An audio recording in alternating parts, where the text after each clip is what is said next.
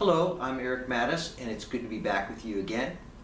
Today I am going to teach you a fingerstyle blues that uses a walking bass line as opposed to an alternating bass line or a monotonic bass line, as in the ragtime and the Delta style blues. In this one here we're doing a little bit more of a jazz blues type of format, or if you're accompanying another guitarist or a harmonica player or something like that, this can allow you to function both as a bass player and as a guitarist at the same time. In the next 3 lessons, I'm going to be teaching 3 instrumental pieces. In the first lesson, we'll be teaching a 2-chord vamp called Tuck's Groove. Here is a little chart and some diagrams for Tuck's Groove. As you can see, it's a 2-bar tune, or exercise if you will.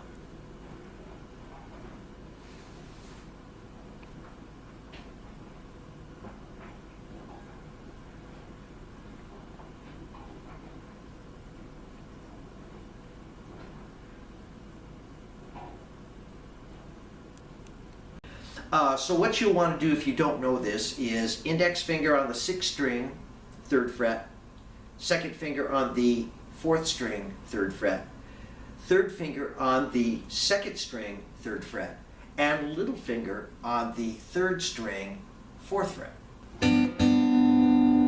And so you'll actually be picking the 2nd and 3rd strings along with the 6th string. So you're going to pinch those together. In other words, just simply like that. From here you're going to walk your bass line. Now in each measure or each bar you're going to be playing 4 bass notes, so quarter notes, so 4/4 time, and we'll be walking from the chord to the next destination.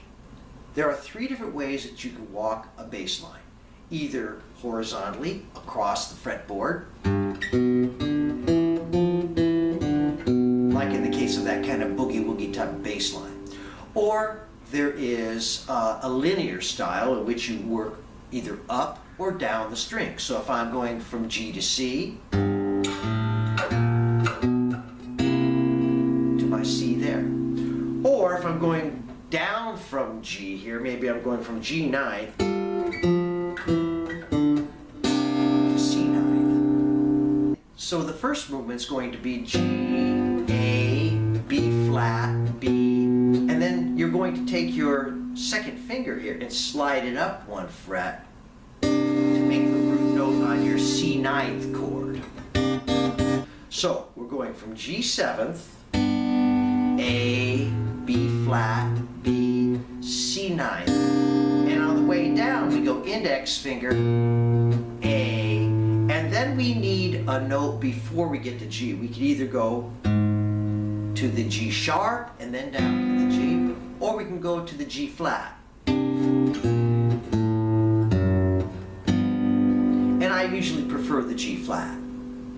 Okay, so let's try this nice and slowly. We have G7, A, B flat, B, C9, B flat, A, F sharp, G. Okay, let's try that one more time, then we're going to add a little bit more to it. Okay, so we have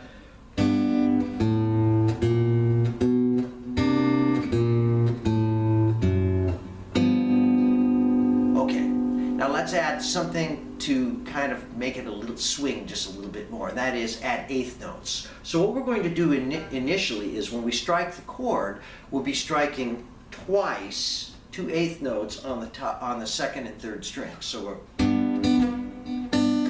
like that. So we do the same thing for the C.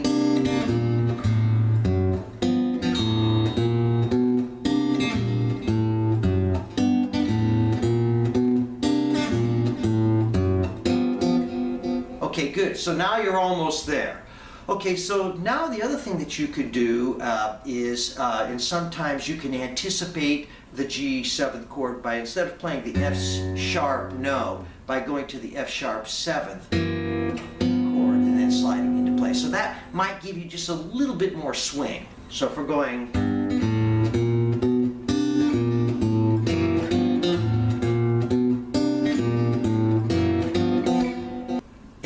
next lesson, we'll go into RR's blues.